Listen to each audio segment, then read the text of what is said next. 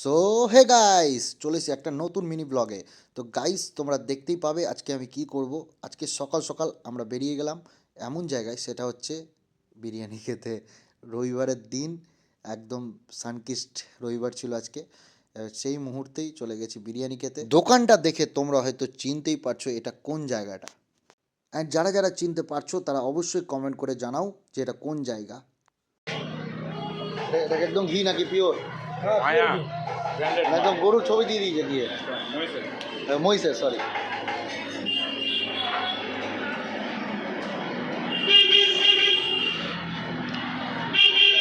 দাদা কত নম্বর হাড়ি? হ্যাঁ, 7 নম্বর ভাগ। এখন তো মানে জাস্ট দুপুর হলো, লাঞ্চ টাইম, তার আগে 7, রাত 11টা পর্যন্ত। কটা হয় দিনে তাও? 18টা, 15টা, অনেক। হাড়ি 15টা হচ্ছে।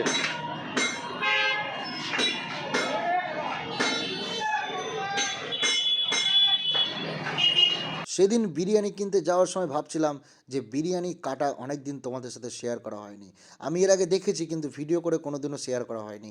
আজকে সেই বিরিয়ানি কাটা দেখাচ্ছি, সেই ফেমাস জায়গা, যেটা কিন্তু এখনও তোমাদের বলছি কমেন্ট করে জানো যারা চিনতে পেরেছো কোন জায়গা এটা। অলরেডি 7টা বিরিয়ানির হাঁড়ি শেষ হয়ে গেছে এবং এখনও চলছে, এবং কাটাটা দেখো কত সুন্দর।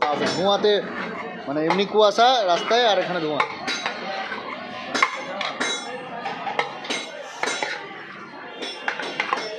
কোথায় আছি আমরা এখন? আমরা আছি হায়দ্রাবাদি বিরিয়ানি।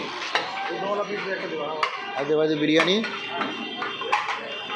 এই যে সেই হায়দ্রাবাদি বিরিয়ানি, মণিকার মূর্তির ঠিক পাশে রথবাড়ি।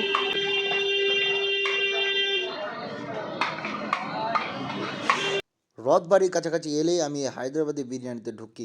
আমার খুব ভালো লাগে হায়দ্রাবাদি বিরিয়ানি।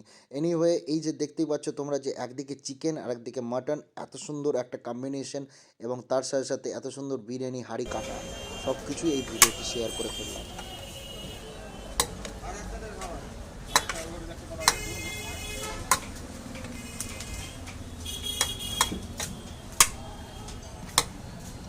তারপরে আর কি, চিকেন, মাটন এবং আলু তিনটা তিন দিকে হওয়ার পরে, আর রাইস মিডলে থাকার পরে এবার হবে প্যাকের পালা।